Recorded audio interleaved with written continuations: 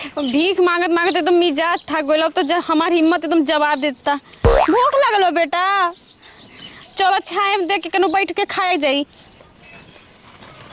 दलान बुझाता कोई नहीं खिलौकते मिनिया। चलो ये नहीं बैठा था, नहीं जाइए बैठ जा। चलो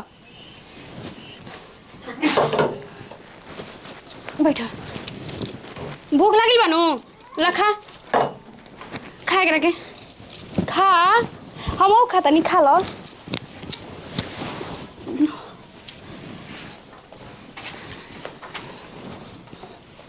लागो तो कोई ना रहेला का जे तुझे तो बड़ा नीक जगह बा। खा लो, प्यास लगल बा। हाँ। पानी पीबो हाय खा ला, फिर आगे चल जी तो पानी देखम तो पानी पिया दे तोहरा के कॉल पे ना। पानी नहीं खे बेटा, ये बा खा लो अभी तो। अरे बाप रे बाप, बड़ा न बीख लेके घाम होता। रुको चल के पहले दलान में आराम कर लेवे दो, पहले आराम कर लेवे दो। अरे देखो सुघर का बहावता आंसू। अरे तरीके गजब। ए तू के बारू हो? के बनी मेहरारू बनी और के बनी आई हमार बच्चा बा। वो तो हम हूँ देखा तनी कि तू मेहरारू बारू, ई तार बच्चा बा। लेकिन कहाँ के हो, कहाँ घर दुआर हो? इमा क्या करता रू? तू दलानिए में हमारा हो? तहर दलान हां। हाँ तब के करो? ए भैया घाम इतना लगता तनी से छहा लेनी है, बच्चा भूखा गइल ह। हाँ हां अच्छा चलो जाए दो, कोनो बात नहीं। छहा लो बढ़िया से, कह पानी ओनी मंगा दी, पानी ओनी पी लो। ए भैया मंगा दिन तो नीके न रही, हमार बच्चा पियासल बटे। पानी मंगा दे तनी, टेंशन मत लो। तोहार लड़का हो ना तो हमरे समझो। यही कैसे कह तनी हमार लड़का बटे तो हमरे लड़का है कि तहार लड़का कहां से हो जाई? बड़ा एकदम सुई लेखा चोख बड़ू हो, इतना सुंदर लगत तारू न कि का बतावे के। आ लिपस्टिक, ऐसा लिपस्टिक मरले बड़ू कि बाप रे बाप, हमार तो एकदम करेजा धक धक करता देख के। अच्छा ही बताओ, तू का करेलू? का करी ना, नौकरी करी ना, बहुत बड़ा नौकरी करी है। नौकरी? हाँ। कौन नौकरी हो? हाय देखते ना बनी, हम भिखारी ना बनी। भिखारी? आहो तू लेकिन भिखारी नहीं और नहीं खू लागत। किस्मत फूटल बता का करी, भिखिए ना मांगता नहीं, भिखिए मांग के गुजारा करता नहीं। ना ना तू भिखारी ना हो, झूठ बोलता रू। अरे ना भैया हम भिखारी नहीं बनी, हमारे बटे कुल झोला झंटा जौन बा। हई हाँ हमारे बा। सही में भिखारी हो? तो का लगता कि है खोरा कोटरा नहीं के दिखोते में एक दुकानदार देले रहले नमकीन नमकीन दे देनी बचवा के खाए के। चलो जाए तो कोनो बात नहीं के भिखारिए सही। वैसे में भी तू अब हम तारा के का कही, कतनो तार प्रशंसा करब न तो कमे बा हमारा नजर में।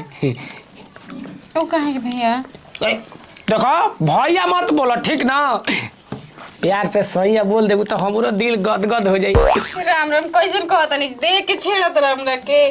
चल बेटा चल के सुना, छेड़े के रहित न तो हमारा दलनिए में बाड़ू तो कुछ जोर जबरदस्ती ना कर सकत, लेकिन जोन काम प्यार से होला न उ जोर जबरदस्ती कहाँ होला। आया तो होनिए रख छू ले रे दत्ता। आज तक ले केहू के छुले नहीं की। अरे लड़चू हवा सरवा का करत रही हमरा दलान में रे? राउर दलान बा। हां तब का हमार दलान हो? कहता नहीं जी कि हमार दलान बटे। तोर दलान है रे? ए मर्द भैया तोहरे ह तो माने अब कह देनी तो हमार हो गइल, अपने न समझ के आइल बानी आराम करे। तब बार बार हाथ लगाओ तड़ी, हटाओ तड़ी, तू सटाओ तड़ी, का बात बरे? कोनो बात बा का? ना हो कुछ बात नहीं खे। का हो कोनो बात बा? नहीं भैया हम तो इतना घाम लगा तो तनी से बैठ के छहा लेनी है। आई बचवा हमार भूखा रहिलो ना तो हम कहीं चला हो जे तनी से नीक जगह बटे जे बैठ के तनी छहा लेते जे। हां तो का दिक्कत बा? कोनो दिक्कत नहीं खे। यू दलान बनावल हो ए हर हर के मेहमान खाती ना। अरे की आने वाली है मिलन की घड़ी। आने वाली है मिलन की घड़ी? के मिले वाला बरे के भागे वाला बाटे? ऊपर से हमरा के ऐसे बोली बोला तनी को तनी भैया ना सोइया को हमरा के। नहीं सर्वला शर्म तर नहीं खेला रे। हां एक लेके कमाई बिया बेचारी, एको तो मरद होई तोरा लेखानु आ तोरा के सजा कहो ई माने हमारा लेखा रही तो इनका से भीख मंगवाई ताए। तो तू ही बताबो तो एक लड़का के तो माई बाड़ी, चारों लड़का के माई रहती तो चली। जान लो भीख मांगेलू हो जानते भैया बाड़ा में सुघर बिया। सुघर में तका होगी बिया करबो सोचत रहो नहीं मम्मी ला पट जाइत न तो काटा सोट जाई एक थप्पड़ लाग जी गाल पर हो त लाल हो जी गाल तो मैंने तू काहे खिसिया तो ऐसा बड़ा बुझा तो तार मेहरारू होई हमार दलाल के इतना घोर बेइज्जती करबे बेचारी जाई तो पूरा चर्चा करती गांव में केगो के दलाल में बैठल नहीं मुंह छेड़त रहल मेहर बनावत रहल बोली बोलत रहल हाथ धरत रहल केकर शिकायत हुई तार दलान की शिकायत होई हाँ तार दलानी आदमी हो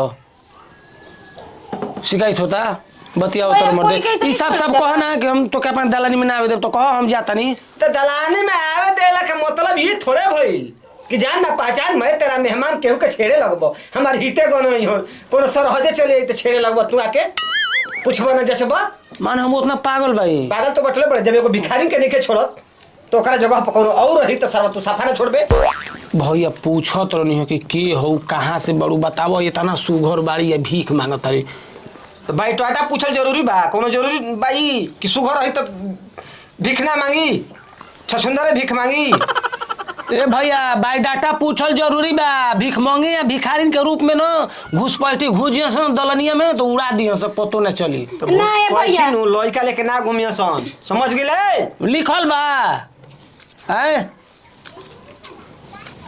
लिखल बा हो बताबो ना केहू के लीला रप कोई संडी निकाल के एक चप्पल गला पर दे दे तो कैसा लगी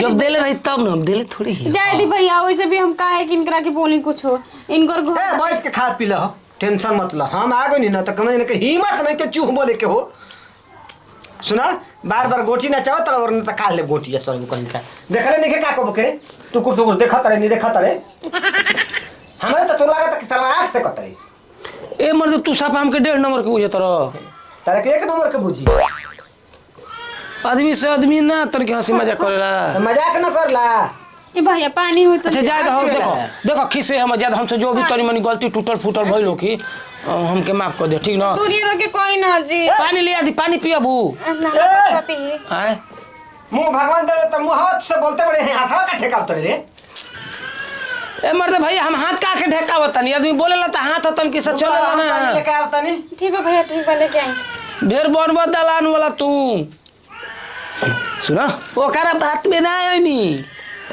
ठीक न ऊ डांटो तरल यही तरे झूठो का मजाक करेला रोवा के रोहन सब नीक नइखे जी वो कितना नीक बानी भैया जी हौ आही दादा तू अबे ओकरा फेरा में पड़ले नहीं खू जान जेबू न तो हे जे बैठल बड़े उठ के चल देबू आ गेल कुछ बोलियो बहुत मारे लागी बहुत पागल कुछ कहत काई ना हो बोलियो मत हो हाँ? पीटे लागी देवरी ना हम बानी गांव घर में सरऊ लगे कौन लोग के मजाल नहीं थे कि कुछ बोल के चल जाई हो ना भैया के तारा के बोली हो मार के पीठ लाल कर दे देह खाल कर दे हम हाँ ऑर्डिनरी थोड़े बात बा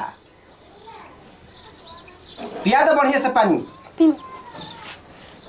को तो नहीं बहुते खराब है अभी जानत नहीं खुद ओकरा बारे में खराब बा हाँ करी माई के गरम अरे! तावा पर रोटी फेंक तो दे ऐसे ही कहत रहल दलाल वाला बनता हम खराब बानी तू सर नीमन बाड़ो तिल चावल पूजाई पो ए मर्द भैया हम कहाँ कुछ करने देखा लगाबू झूठो के झगड़ा है डटबे इनका भीख मांगिन हो तो भीख मांगिन लेखा रह ठीक तोरा ना घरे जाता नहीं का का करबो एक गिलास पानी तक ना पिए ऊपर से इतना सुना तोरा तोरा घरे जाए तो पूछबे ना करबो तो दूरिया से भगा देबा कुछ लेखा लइका खातिर दाल भात ले आई लो पानी पी लो ना भैया जाए दे ई खा ले लो पेट भर गइल बटे दाल भात खइबो बेटा हैं हां रुको हम दाल भात खाइबा ठीक बा हो देखा हम कितना जाता नीक नहीं। दिल का बड़ा नहीं को तू बड़ा का बोला तारा ऐसे ऐसे माने नया बार उतन के हंसी मजाक कर देनी तो ओकरा खातिर काहे के खिसिया हंसी जाला मजाक बिना हंसी मजाक के लइका हो गइल बा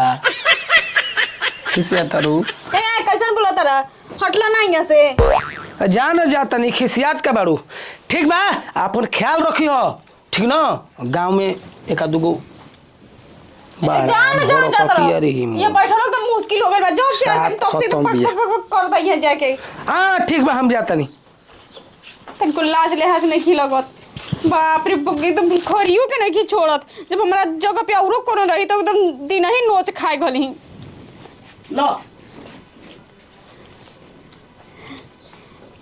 अब पुगा ले खाना खाना खइबो न खा खा लो जा आराम से टेंशन और चिंता नहीं करे के खा लो रुआ कितना अच्छा बानी जी एगो ऊ बटे मुआना पता नहीं कहाँ से आ रही भैया केकरा घर के रोई न ए बगलिए में कह लुचा ला फांगा सारा लफुआ हो आज तक ले कहबी फिर कहरु ना आइन सन देखिए के भाग जाबो को सूरत अच्छा बिया नहीं के पहले ऐसे लोड टपकावत रहल देख देख के ओही तरह कुआरे मोरी हन गाड़ी हर दिन आ लागी सरौ के माथे पर मौरा गाड़ी में लौर ना जाई करा देखी हो ना हां खा लो बेटा खा लो भूख लग रहा है ना हाँ खा लो टेंशन मत लो और भात का जरूरत थी तो बोली हो तू खइबू हो ना हम ना खाई कहा तो तोहरे के ले आई ना हमर बचवा खा लेला से हम खुश हो गइनी खुश बड़ी ना हमर पेट भर गेल देख के खाली भगवान भला करे रउआ कितना नेक दिल के बानी ठीक है भाई अब जान तलू अब तनी आराम कर लेलू ना हां है थरिया और ले जा कोनो दिक्कत नहीं थी ले जाई हां चलो बेटा चलो उधर खाइया न तो खा ले उधर आराम से लेकिन दो चार गो यहाँ से नहीं जा दलान में अब तो जानते बाड़ू अब गांव वाला जुटी हंस तो 10 किस्म के सोची हंस हां ठीक बा चल बेटा चल एगो लफुआ रहल ह सारा दिन भरे जा लफुए रहे मस ना भैया हम जाता नहीं जा हमनी के अब खात चल जी बचवा हमार ले ला खाना चलो गिलासिया ले जी ले जा पानी पिए काम करी हां ठीक है कहता नहीं पानी पिए के बचवा कान दे चलो उतर जा ना उतार देता नहीं अब एक पापा का करू ना पापा के जब पता रहता हम भीख मांगती ना पता बनो पापा के पता नहीं है नहीं कि पगला गइल बकन के नहीं जाके ओ ई बात बाटे जाए तो कबो अगर भूख लगी ना प्यास लगी तो दलान हमर हाजी बैठे कबो आके रह सकेलू ठीक बा जा